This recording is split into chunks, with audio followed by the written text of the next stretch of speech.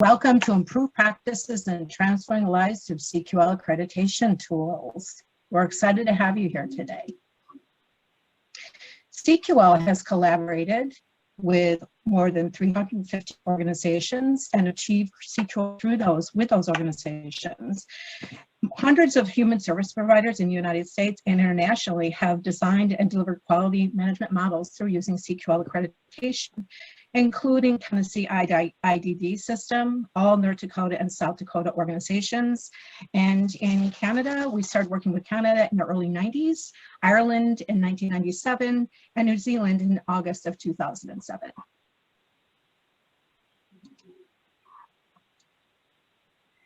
The difference with CQL accreditation is that our approach to accreditation leads to best practices being embraced at all levels, all services across an entire agency. Data capabilities are integrated into accreditation, and accreditation alone can have value, but the inability to assess and analyze it is limiting and determining success. Partnership involves access to other offerings, so people often take advantage of our training, certification, and ongoing consultation. We use appreciative inquiry as this concept identifies pockets of excellence and lays out how those successes can be utilized in areas of improvement. The value and benefits we've been told are a positive impact on people. It helps to improve services, enhances quality assurance and quality enhancement structures. It gives external validation, accountability for progress. It really supports strategic planning. We have a lot of data. We align values. We have resources for sharing. We use personal outcome measures and appreciative inquiry approach. And we have a positive impact on the workforce. Our proprietary tools are the basic assurances that are safeguards of health, safety, security, and much more. For outcome measures, understanding and measuring personally defined outcomes, shared values, which is the alignment of organization's mission, vision, and values with CQL, and community life, relationship building between people and the community.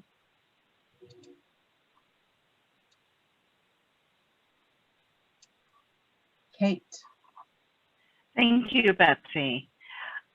We work with many organizations, and some of those organizations are very early into the accreditation process.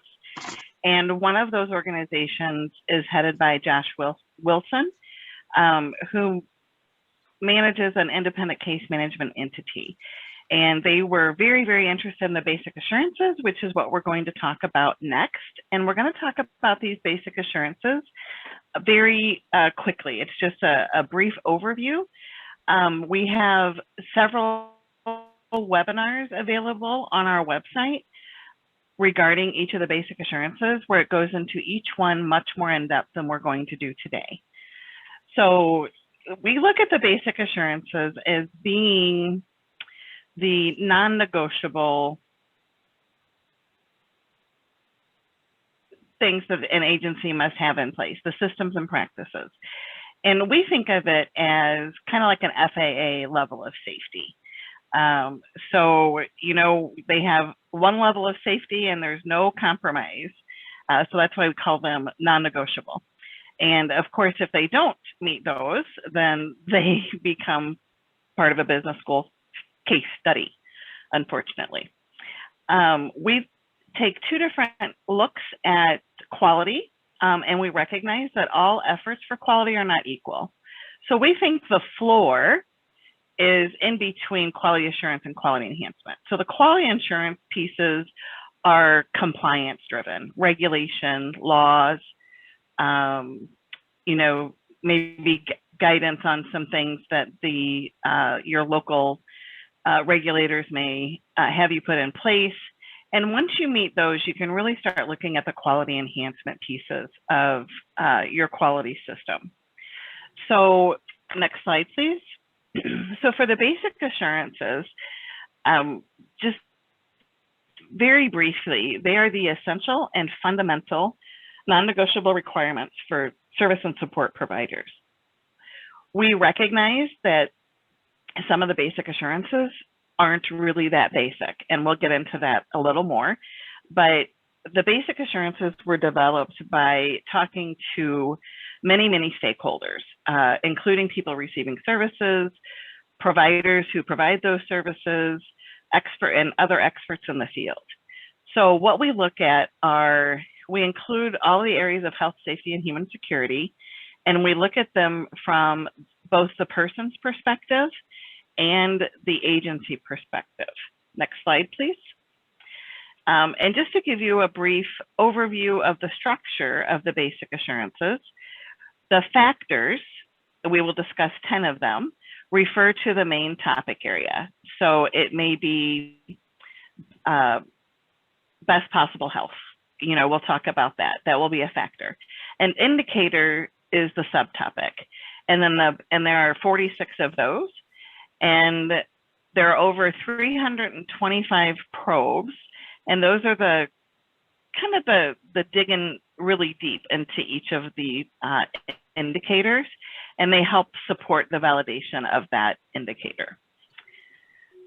We look at two different things when we're looking at each of the basic assurances. We look at system, which is a lot of time a policy, a procedure, training, perhaps a form, things that really ensure the sustainability of the organization and its practice. So the practice piece is really how those systems are carried out and what happens during interactions with people and just really in the daily operations of the organization. So it's how they implement those systems. And we take a look at both of those. And we do that in various ways. So there are 10 different factors in the basic assurances, and we're going to talk about each of them very briefly. And we'll just refer to the factors. Next slide, please. One of the most impactful basic assurances is rights, protection, and promotion. And this is really about we take a look at rights holistically, and we take a look at those systems and practices that can be supported by the organization. So it's not just about making sure that a restriction may go through the Human Rights Committee. It's about having an effective Human Rights Committee that questions the restriction or gives you ideas of other things to do, perhaps. We look at guardianship. We look at supporting people to manage their finances. We look at how staff are trained to recognize and honor people's rights. We look at assessments, and we look at rights holistically. So we don't talk about rights of a person being served by the agency, kind of those participant rights. In a hospital system, it would be patient rights. We're looking at all rights. So UN Declaration, we're looking at other basic human and civil rights. Next slide, please. Dignity and respect is the next basic assurance. And what we really look at here is, this is a very holistic assurance also. We look at how people are treated. Are they treated like everybody else? We make sure that an agency responds to someone's concern if they have a concern, and they do it in a way that the resolution of that concern is satisfactory to the person raising it.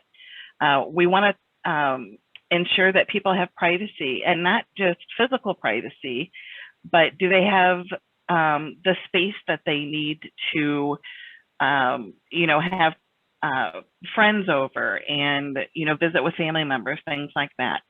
We look at just in general how an agency enhances dignity and respect. And that's kind of the control over people's routines. Do people get up and go to bed when they want? Do they work when they want?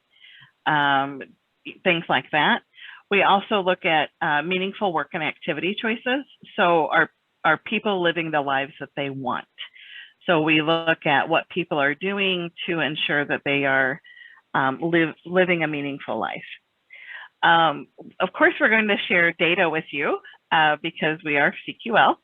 And just very quickly, look at the difference between medication errors when an organization respects people's concerns and responds accordingly. And the difference with when supports and services enhance dignity and respect, the medication errors go significantly down also. We have another data slide regarding injuries. And when people have meaningful work and activity choices, when that system is in place at an agency, they are much more likely to have fewer injuries. We also look at hospitalization rates according to dignity and respect. And we see that agencies who have this basic assurance present, they have far fewer hospitalizations when the organizations respect people's concerns. And they also have far fewer hospitalizations when supports and services enhance dignity and respect with those systems in place.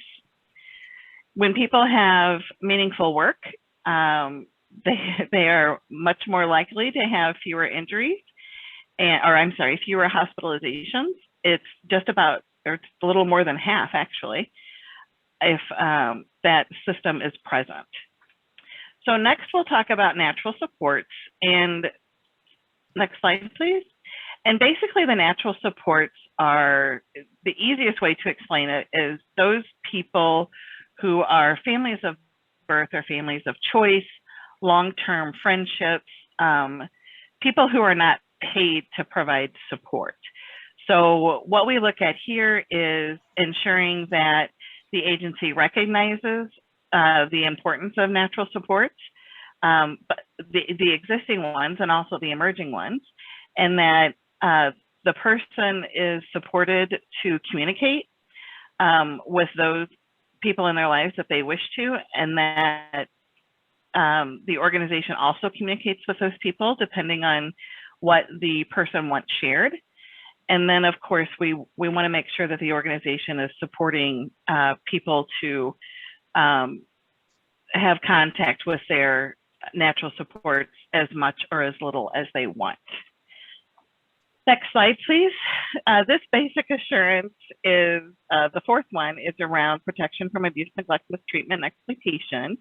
I usually use the acronym ANME because abuse, neglect, mistreatment, and exploitation is a mouthful. So we look at everything here that comes to ensuring people are protected. So do they have policies and procedures that provide good definitions and that prohibit ANME? We want to make sure that people are free from ANME and that they know what it is, and that they are given supports to protect themselves from abuse and neglect. We want to make sure that the staff are also trained, and that the agency has really an incident management system that includes abuse and neglect and other interventions. Next slide, please. We look at, again, staff training. We want to make sure that if the organization is conducting the investigation, that it is an objective and very thorough investigation, and that we want to ensure that agencies are responding to substantiated allegations in a way that assures the victim that it won't happen again. And we also want to make sure that agencies are providing the information regarding an allegation to everyone that would need to know the results of that investigation. Next slide, please. The fifth basic assurance is best possible health. And you guessed it, it has everything to do with health. So one of the things that we look at, and one of the things that's actually a little more difficult for agencies to achieve, is providing supports for people to manage their own health care. And, you know, it goes beyond making a doctor's appointment. It is making informed decisions about recommendation that the doctors give around medication, around healthy lifestyles, and then what support the agency provides for people to learn and manage their own health care. We also want to make sure that people have access to quality health care. And we recognize that access to quality health care is pretty much the same for everyone where that agency is geographically located. So, you know, if there are no psychiatrists in your town and you have to go, you know, maybe to a different town to get one, or you have to do telehealth, you know, that is a dynamic of where the agency is located and where people are available. So we do understand that. We want to make sure that there's some sort of data and documentation around healthcare, that people can access those records either through their healthcare portal or that the agency is keeping documentation on healthcare. We, of course, want to make sure that those very acute healthcare needs are that they're addressed in a very timely manner, and that people receive medications, and that staff are trained, and that they recognize and respond appropriately to medical emergencies.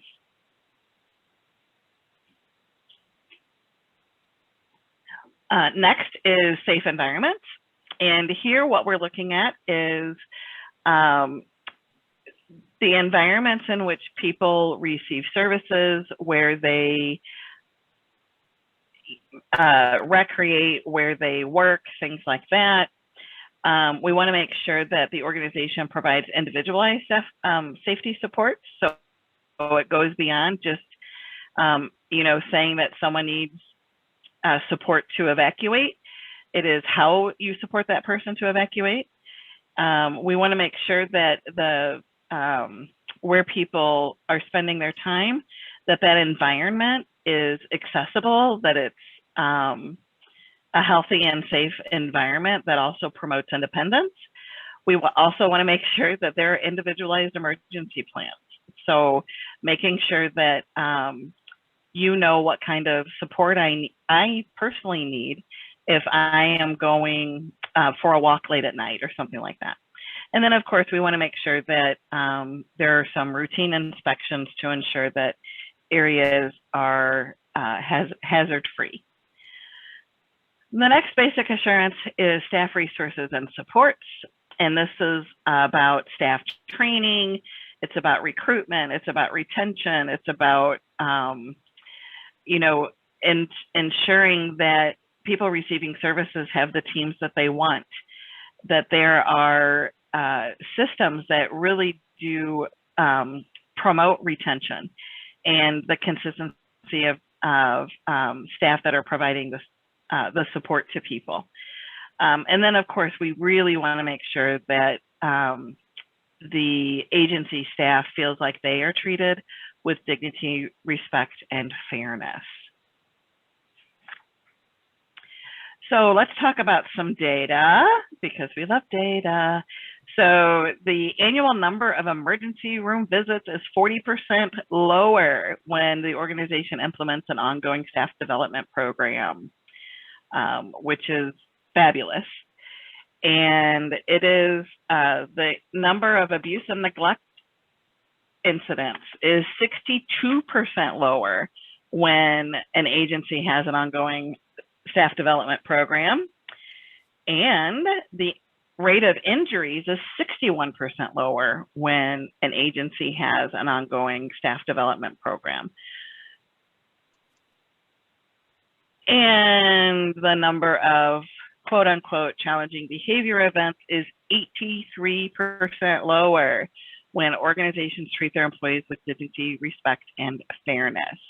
So just looking at this one factor under staff resources and supports, look at the high impact that it has on people's lives.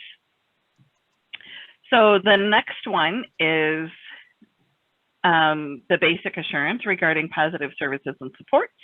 And this is really about the person's plans and the support that they need to achieve their outcomes. So, you know, we look at making sure the plan actually reflects what the person wants. We want to make sure that the services that the agency is providing is continuous and consistent. We also look at positive behavior supports and how those plans are written. Are they written to support the person to manage their behavior in a way that's positive? And we also look at psychoactive medications, mental health needs, and making sure that that is done by the agency. And then we also look at unnecessary and intrusive interventions, which include a whole swath of different things that we consider intrusive or restrictive. The next factor is around continuity and personal security. This is factor 9. And this is really the kind of the administrative functions of the organization that an organization needs to have to succeed.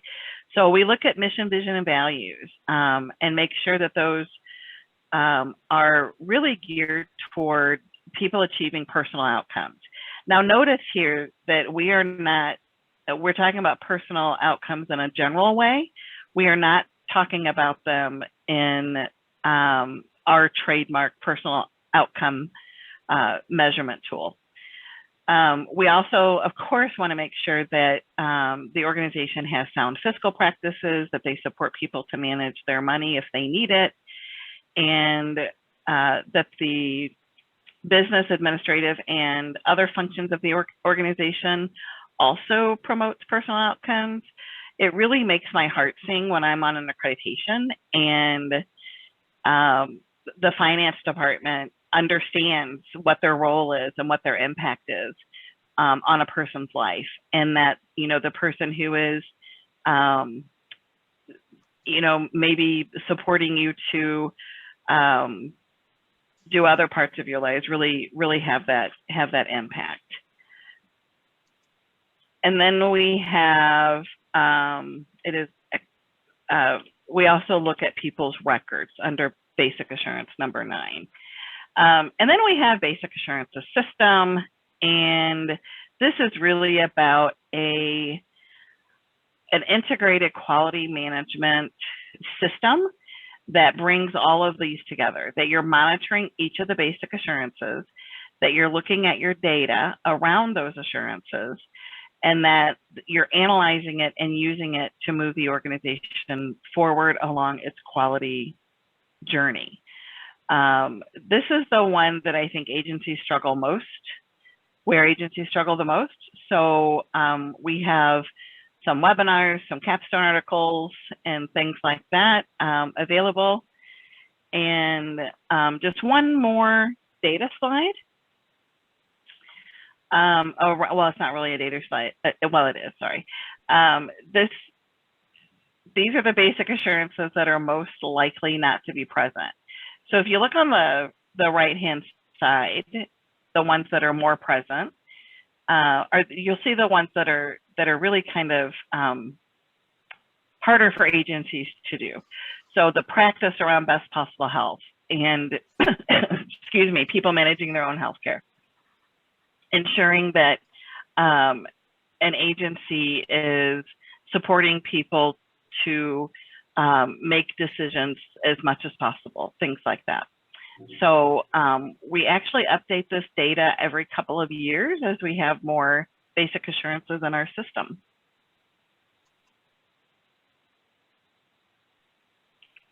Thank you. So just want to quickly give you an overview of what to expect before and during your visit. So you would be expected to complete a basic assurance of self-assessment, which is really where we want you to be transparent. We want to meet you where you are. We want to support you to grow and to continue to challenge yourself to become better and better.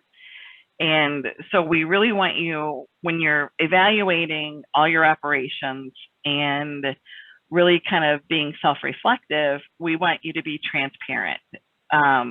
We expect progress, not perfection. And so when CQL comes on site, we have already taken a look at that basic assurances self-assessment, and we have read the policies and other things that you've brought up or that you've uploaded for us. And we'll ask you questions about those and give you some advice and things like that. My apologies, I did say on site, but since we're in the middle of a pandemic, what I meant to say was the first visit. So after your visit, we really don't go away. For the duration of your accreditation, you will work on your basic assurances related goals where you will have to demonstrate progress for your mid-cycle check-in visits. So we validate for organizations with a 3-year accreditation.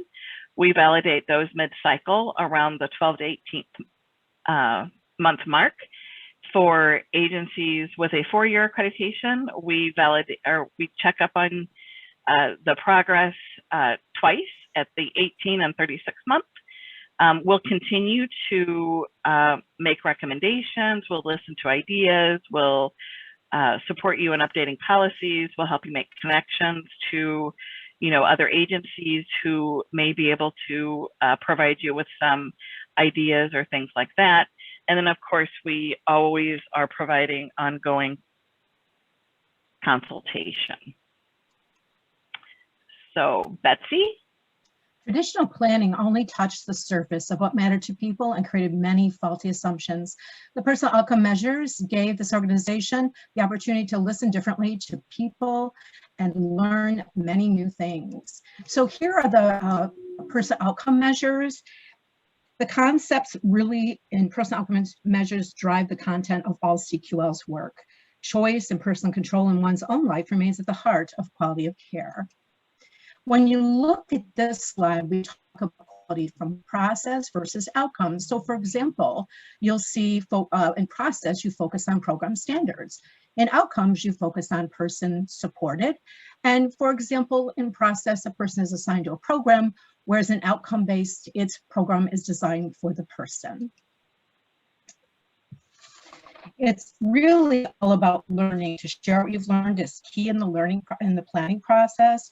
And the learning process is an ongoing goal to learn from people's perspectives, their priorities and preferences, to facilitate and act upon what you've learned and focus on each person's capability and analyze what you learned and measure that. Have your actions brought about desired outcomes for people? It's really a matter of definition. Personal outcomes are issues that have most people in their lives. Functional outcomes increase functional status, and clinical outcomes cure symptom reduction. So what is so different? Outcomes are defined by the person and their preference and personal context. Outcomes spotlight what is most important for the person, and outcome-based service action and practice on what makes the most sense to and for the person. So when you look at our history, you'll see in the 90s, early 90s, we had focus groups with people with developmental intellectual disabilities, psychiatric disabilities, and parents and thought leaders to really focus on designing personal outcome measures. We piloted it in 3 organizations and field tested it in the United States and Canada. And in 93, we had our first personal outcome measures tool that had 30 outcomes. And in 97, it went to 25 outcomes after further analysis. And then in 2005, it became the 21 outcomes we know today. And in 2017, we did a revalidation analysis, and we continued the validity of 21 outcomes, excuse me. Here are the personal outcome measures. Human security factor really encompasses all the essential, non-negotiable human and civil rights. My community is for people to use their environments, live in integrated environments, interact with other members, and participate in the life of the community. My relationships could be biological or chosen family friends. Relationships are personally defined and ranging from one who chooses to share information with a deep level of intimacy or someone they're familiar with. My choices is about making informed choices through education, experience, and exposure on choosing where and with whom they live, choose where they work, and how people choose services. People choose personal goals in this area, and people realize personal goals. The personal outcome measures discovery process. We dig deeper into how supports are facilitating those outcomes. And to determine how policies may play out in practice, we visit with people where they receive services. We can then gain insight into the practices of the organization. CQL supports the organization in determining meaningful metrics to understand the impact of supports, both at the individual and the organizational. The value and usefulness of person-centered discovery and person-centered planning is enhanced through reliable implementation of POM interviews, providing valid conclusions reached and subsequent actions taken based on information gathering process. Our portal is a secure online data system that incorporates CQL's internationally recognized personal outcome measures and basic assurances to collect and evaluate data about individually defined outcomes and organizational supports. And Kate showed you a lot of that data, so that's where we got a lot of that data from. On an individual level, the personal outcome measures can be used to inform a truly person-centered plan and track process in the plan. Here's an example of some data that was 2019 from 1,500 interviews. What you notice is that you can see observations that do people really choose where and with whom they live. And in terms of supports, this is the support slide for the 2019 data taken from those 1,500 interviews. So what does it tell us? Supporting people to live the life they choose is very difficult. We have successes, there's challenges you see in here. How does this compare to your results when you look at those data systems? Shared values are 10 different indicators that ensure accountability related to our interactions with people. Shared values and beliefs about people shape expectations. The organizational values drive organizational behavior, and they influence management decisions, organizational priorities, and the character of the workforce.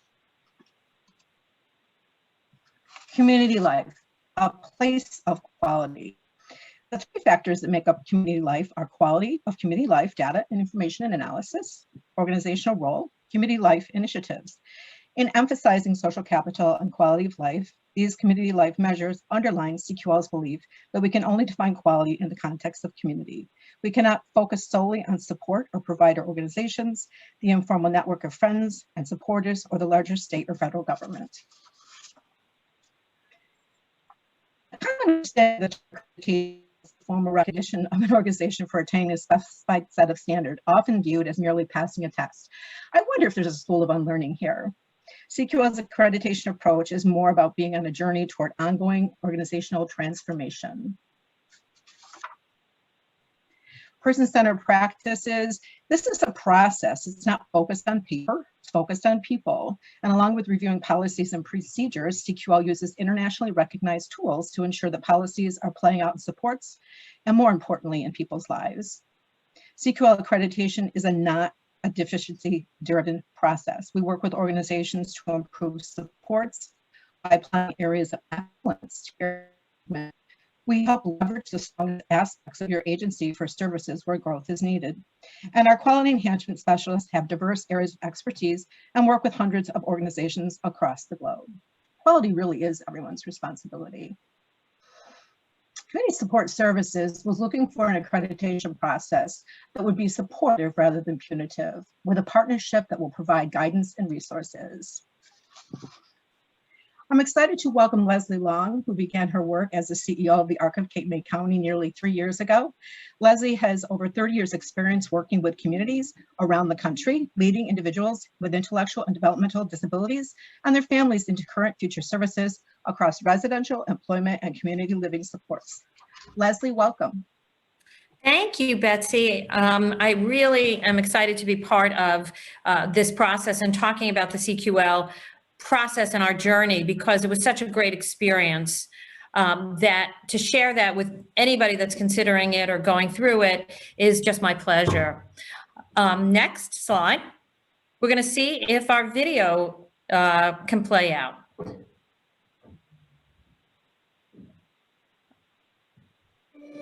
We offer some great services at the Arc of Cape May County. We offer residential supports, which means somebody may be living in a group home or a home that has several other people in it. The term group home is used a lot, but it really is a family. The residential homes are there. Really, it is to enhance people's lives, to let people live the lives that, just like anybody else. My brothers have definitely grown exponentially since they've gained residency in one of the Arc group homes. You know, they weren't in the community per se, and now they are.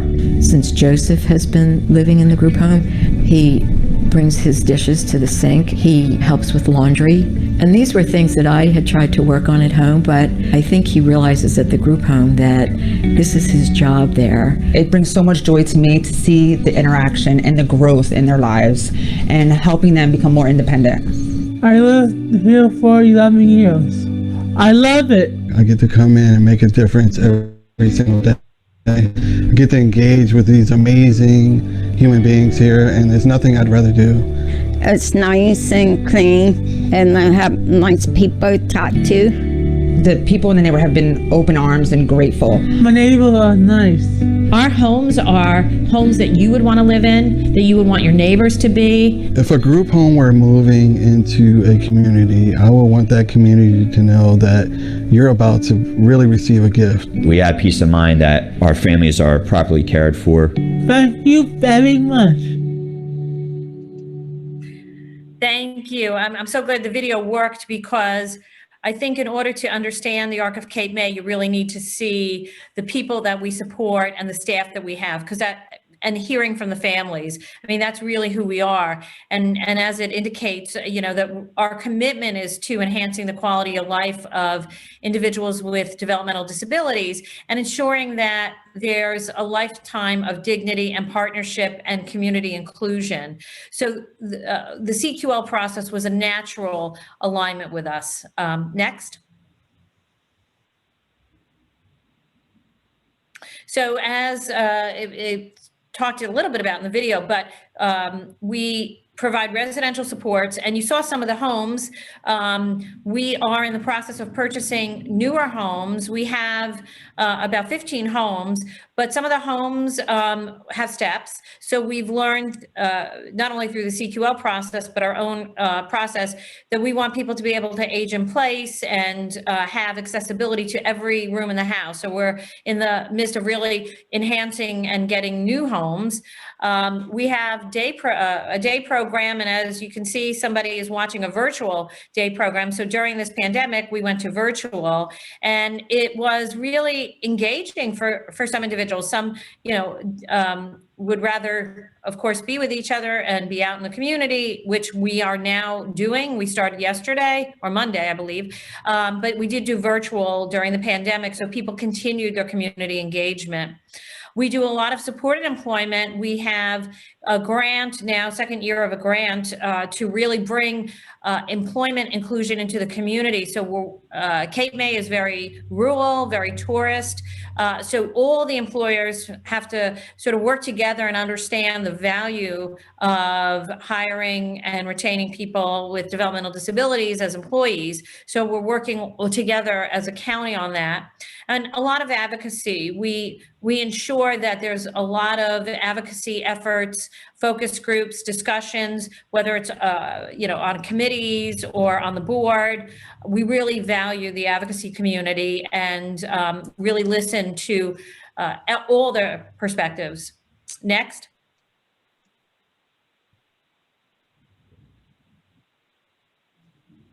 So the reason we went with CQL was pretty obvious from what I was just saying. You know, our focus on inclusion and making sure that the individuals we support have the best quality of life aligns with the basic assurances better than anything we could have found. So when we had a choice to choose accreditation options, CQL was a natural choice.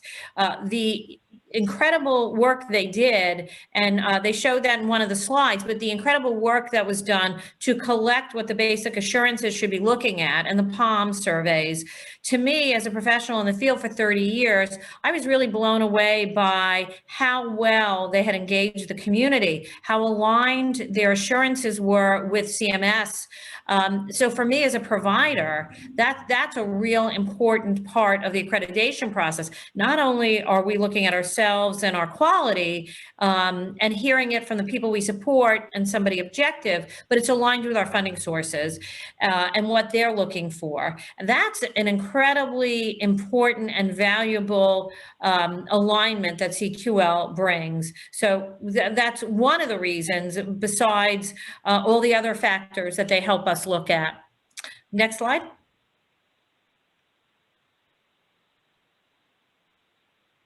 So I always laugh when I see the picture of the coronavirus in a slide, and I have to say, oh, you know, it conjures up the past year. You know, it was an incredibly impactful year, as everybody knows. This is no surprise that we had a global pandemic. And how do you ensure that people, one, are safe, and that was our priority, but two, are engaged and continue to have the quality that they expect in their lives? And so the pandemic really forced us to look at a lot of things in different ways. Certainly, did we have the right tools, safety requirements? Did we put in practice things that would not violate anybody's rights, but kept people safe? Putting in virtual programming. And I think what was really helpful was, as we were preparing for CQL, you know, we were testing all our computer equipment because we were going to be doing Zoom meetings and things, but it allowed us, and the pandemic allowed us to understand, did we have the right assistive technology and the right artificial intelligence and computers? Because individuals we support needed to be able to FaceTime their families and do digital programming and do visits through Zoom. So it really helped us prepare not only to be impactful during the pandemic, but how we were going to go about the CQL process using a virtual visit. And this really, again, worked for us in many, many different ways. It really looked at our impact and our quality in terms of our technology. Next.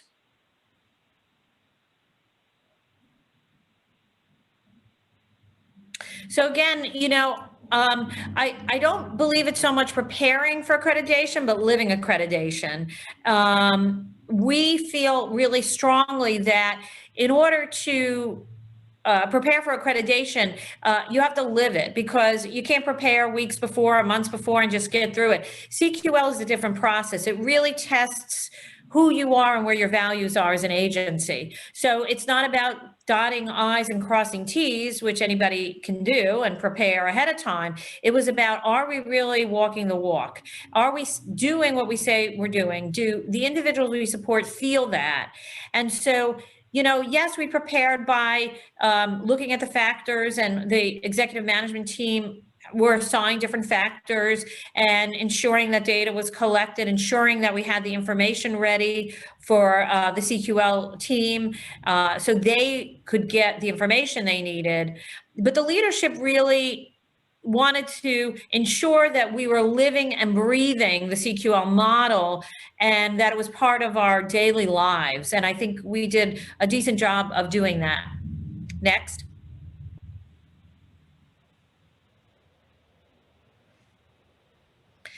So, you know, this says partnership, and I think that's an important important term. That CQL didn't come in as you know, looking to see what we're doing or what we're not doing. It was a true partnership that they were helping us to understand where we were as an agency and where we wanted to go. And so we were allowed to have these great discussions from the beginning. When we first went through CQL, to the midterm process, to the beginning of the 3-year process again, it was, how do we find this information, or how do we get, you know, we're not quite sure how to do natural supports in this area. And they have this great partnership mentality where you're either going to get a lot of information through their portal system, through their data, or you're going to get a huge email from Betsy and her team, you know, with every kind of resource you can consider. You know, one of the things we had been trying to do is a pre-ISP process, a pre-meeting to ensure the person's goals and objectives were focused on them and discussed. And Betsy was able to give us tons of resources that we could look at and choose from, and not take verbatim, but really interpret it to our standards. So really, it really allowed us to be true to who we were, using a whole cadre of experts from out in the field. Next.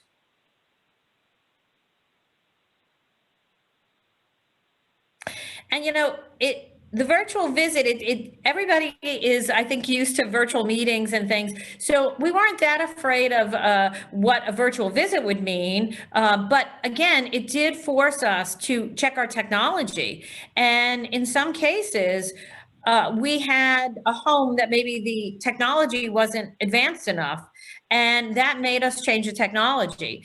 So even though we thought we're doing great with technology and people have access to things, by just testing before the visit, it really allowed us to double check and triple check, and then change when we had to. It increased our abilities versus made us, you know, frightened. It really was an interesting and a really powerful, impactful visit, not what you would expect from a virtual visit. Next.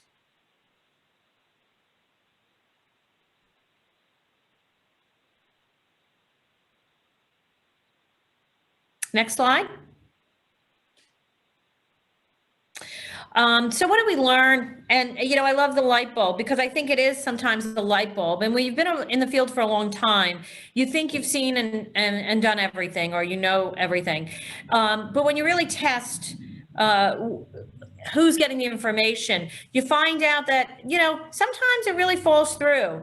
And we learned the hard way that, you know, we thought information was flowing and communication was flowing fine. And during CQL's visit, it really pointed out that communication was not flowing fine in all directions. And they really worked with us to identify, you know, what was going on here and how could we improve our services. And it was a real wake-up call, because I didn't expect that we would find a lot that we didn't know about. But the communication really struck me like, wow, we really thought it was working okay. And something could slip by really easy when you're in a pandemic and you're doing a lot of things and you're worrying about funding. So having that objective viewpoint of somebody who has the expertise coming in and talking to the staff and talking to the individuals allows them to see objectively things that you might not have noticed. And I think that's so critical, because it's such a learning experience. And again, not a learning experience that's frightening. It's a learning experience that elevates my agency, my professionalism, my staff, and the quality that we want to hold to our standards with the people we support. And, you know, whether it's healthcare, whether it's the ability for somebody to be included in something, or the technology, or the physical environment. Is somebody able to get into their kitchen and make a salad? Is somebody able to find staff if they need? Or are we using the right language that makes the person feel comfortable? There were things that it was, again, a light bulb. And I think one of the things I pointed out to Betsy and the team, one of the light bulb moments for me was their recommendation on if people that we support want to do CPR training. And I just never thought about it, which I'm ashamed to say.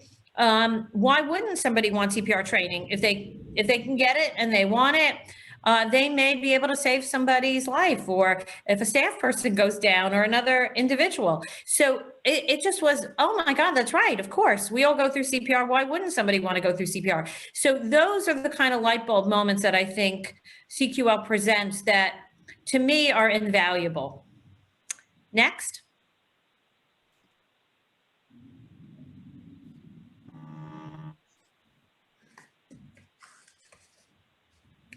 So, we've been implementing, and like I said before, we don't prepare, we live the factors, because that's the only way you're really going to change as an agency, and continue that change and continue to evolve. So we have focus groups that I think we learned from the CQL process. We need to maybe enhance and do several different models and obviously continue. And the committees that we have, as I said before, somebody's healthcare and knowing CPR. If you don't have people on committees that can voice that opinion, you might miss it. So we started looking at different things, natural supports, and again, I think the amount of data that CQL has collected is so valuable to me as a provider, and I'm sure valuable to others and families. I have to say our families benefited so greatly. The individuals we support benefited so greatly because the information on those portals, or the expertise that they can give you because they've seen it somewhere else, allows us to enhance our services. And that was critical for me because, again, I want the accreditation process to make us better and keep making us better. And the only way we're going to do that is to learn new things or learn how to do it differently. Our POMS process was really important because it kind of got a little delayed with the pandemic. So it brought us back to, we need to regroup and start doing this now that we can be together or do it digitally. And one of our staff, our clinical director, Doug, used a great line that Betsy has reaffirmed over and over, is that the CQL process is like having your own POM survey. It really is finding out where your strengths and challenges and where you need to grow and learn. And the data collection, again, critical. If anybody knows behavioral supports and ABA, data collection is an incredible tool to see if something's working, or to find out, it could be a theory, a hypothesis, but how do you really know? And the data collection really lets you know. And I love the screens before that showed, and Catherine was talking about it, that data, knowing that challenging behaviors decrease when you implement. I mean, to me, or to a family member that's looking for a provider, or to an individual, that speaks volumes, that if you implement these processes, you're going to see less challenging behavior, less hospitalizations. I mean, you can't argue with that data. It's just an incredibly powerful piece of data. Next.